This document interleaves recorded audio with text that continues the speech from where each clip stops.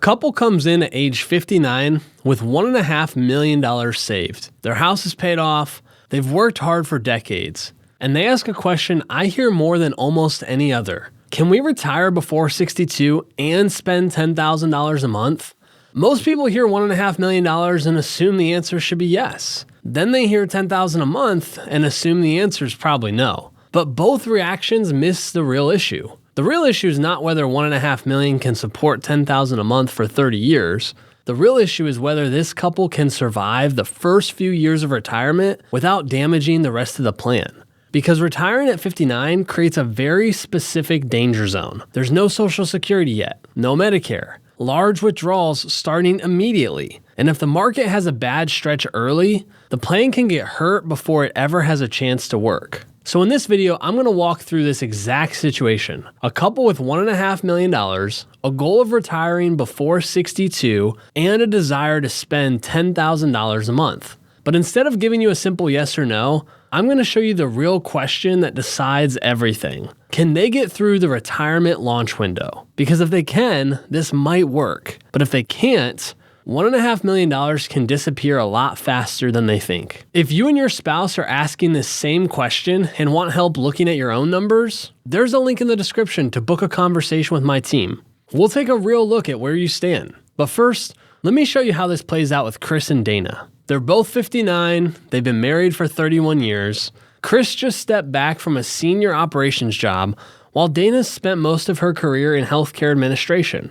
They're tired. They're not burned out crying in the car tired, just that subtle shift a lot of people hit in their late 50s, where you can still do the job, you just don't want the next 5 years to look like the last 5. Here's their financial picture. They have $1.5 million total. About $900,000 of that is in 401ks and IRAs. $250,000 is in a Roth IRA, and another $250,000 is in a taxable brokerage account, with $100,000 sitting in cash. Their house is paid off, and that's worth about $650,000. They don't have a pension. Social Security-wise, if Chris waits to full retirement age, he's looking at roughly $3,200 a month. Dana's around $2,400. If they claim early at 62, those numbers drop. Chris closer to $2,200 and Dana closer to $1,700. Now everyone's number's a little bit different, but that's the ballpark that we're working with. Right now, they're spending about $8,000 a month, and that covers their actual life, groceries, insurance, property taxes, the basics. In retirement, they want to add another $2,000 for travel, eating out, and seeing family more. So the number they've landed on is $10,000 a month after tax. Now, before I tell you whether that works, I need to show you the part that almost nobody talks about in these videos. It's something called the launch window, and that's where their plan is most fragile. And for Chris and Dana, it starts the day that they stop working.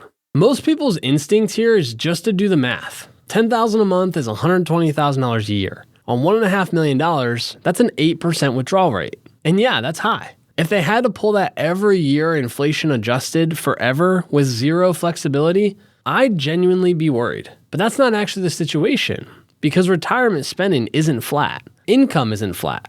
And taxes aren't flat. The first few years look nothing like the years after Social Security and Medicare kick in. For Chris and Dana, the danger zone runs roughly from 59 to 65 or 66. And in that window, 3 things stack on top of each other at once.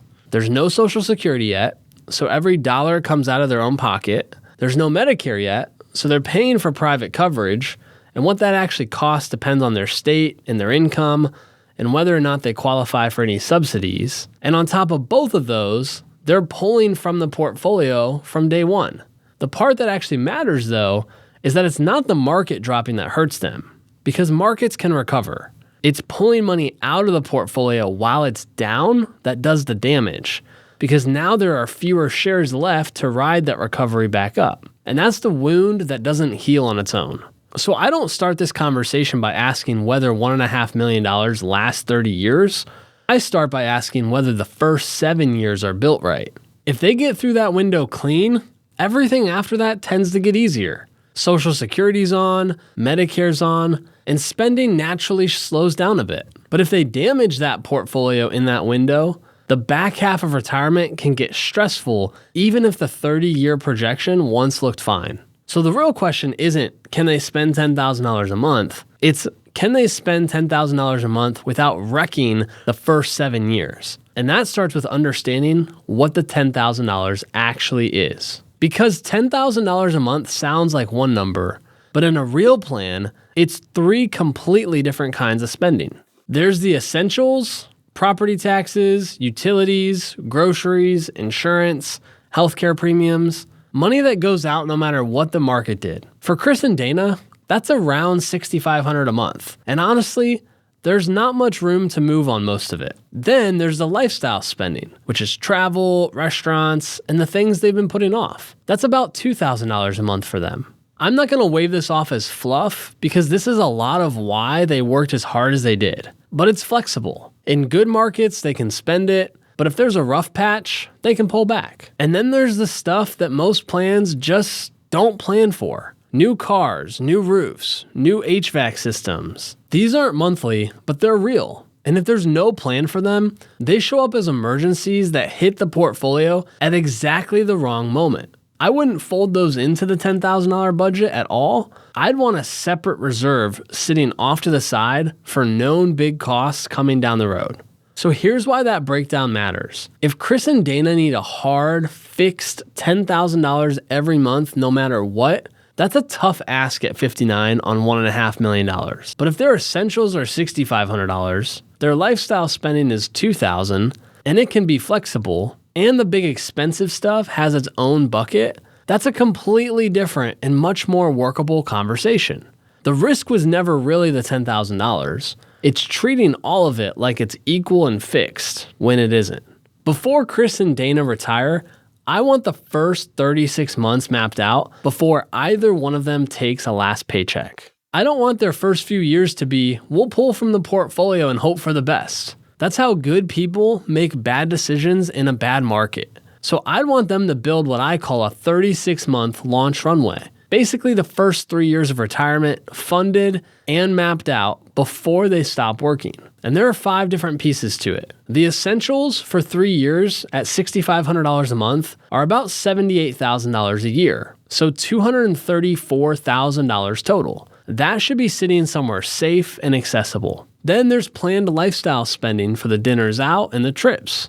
They might not fund all 3 years up front, but maybe year 1 gets fully funded for travel and entertainment, and years 2 and 3 depend on how things go in the markets.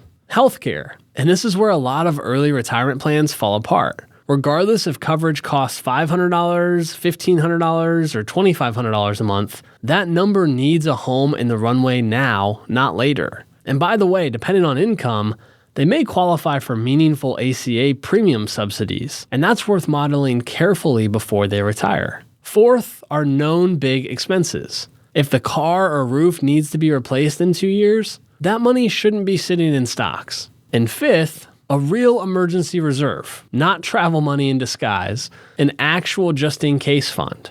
If we add it all up, Chris and Dana probably need somewhere between $275,000 and $325,000 positioned safely before they walk away from work. And this sounds like a lot until you remember they already have $100,000 in cash and $250,000 in that brokerage account. They're not building this from zero. They're organizing what's already there. And what that runway buys them is time. If the market drops in year 1, they're not selling stock at a loss to cover groceries and a flight to see the grandkids. The first 3 years are already covered. The long-term money gets to stay invested and recover on its own. Now, if you're watching this and realizing you have a retirement balance, but you've never mapped out the first few years, that's exactly the kind of planning my team and I work through with families. There's a link in the description to book a conversation with us. There's no pressure and no sales pitch, just a real look at whether your retirement has a runway or just a balance. Now, once the runway is built, the next question is one of the most common mistakes I see early retirees make. Don't use Social Security as a panic button. Chris and Dana's gut instinct is to claim Social Security at 62. And that's incredibly common, and it's usually not really about the math. It's emotional. Once they retire, they start watching the balance move in the wrong direction every month. And even if that's exactly what the plan expected, it feels bad. Claiming Social Security starts to look like a way to make that feeling stop. But this is where people accidentally trade a short-term emotional problem for a long-term income problem. If Chris claims at 62, he's looking at around $2,200 a month. If he waits to full retirement age, it's closer to $3,200. That's roughly $1,000 more every month for the rest of his life. And it's inflation-adjusted income that shows up whether the market's up or down that month. Now, claiming at 62 isn't automatically the wrong call. Your health, family history, cash flow, all of it matters. And there are situations where claiming early is the right move. But I don't want it to be the thing that makes the early years feel less scary, because that's a reaction and not a decision. And this is exactly why the runway matters. If the first 36 months are already funded, they don't need Social Security to make those years feel survivable. That frees them up to make a Social Security decision based on the long run instead of based on how uncomfortable year one feels. Even with the runway and a solid Social Security plan, I still wouldn't hand Chris and Dana a blank check for $10,000 a month. The $10,000 a month guardrail agreement. Most retirement projections show one number, a probability of success, and a clean line on a chart. But real life doesn't move like a clean line. Spending has to be able to respond to what's actually happening. So before they retire, I want Chris and Dana to agree on a set of rules while nobody's emotional. It's a lot easier to agree to this stuff before the market drops than during one. Something like, if the portfolio falls below $1.25 million before age 62, lifestyle spending gets cut in half until it recovers. It's not eliminated, but the $2,000 becomes $1,000 for a while. If healthcare costs run higher than expected, that gap gets absorbed out of the lifestyle spending instead of pulling extra from the portfolio. And if things go well and the portfolio is still ahead of target at 62, they let themselves have a bigger travel year. It's not a permanent raise, but a decision that they revisit. People miss that if Chris wants to keep spending at full speed during a downturn and Dana wants to pull back, that's a real fight waiting to happen. And disagreements over money are one of the most common things that strain a marriage. But if the rule already exists and it's agreed to ahead of time, it's not Chris versus Dana anymore. It's both of them following a plan that they built together. And that's what guardrails actually protect.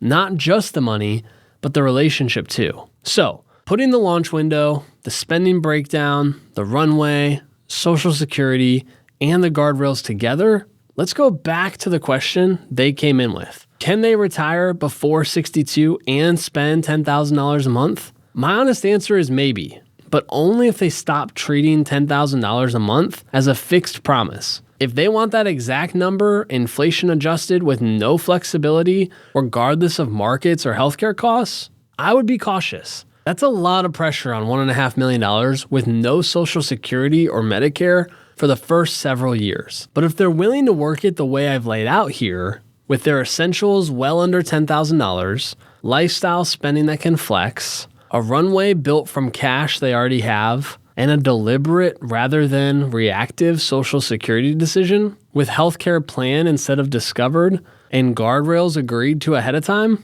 that's a plan worth taking seriously. Not because there's no risk. There's real risk retiring at 59. Markets can disappoint, healthcare can run high, life happens. But the difference between a plan that holds up and one that doesn't isn't whether everything goes perfectly. It's whether the plan knows what to do when it doesn't. So the honest assessment is, retiring before 62 is possible. Spending close to $10,000 a month is possible. But only if the first 7 years are built carefully and both of them actually stick to the plan, especially when sticking to it is uncomfortable.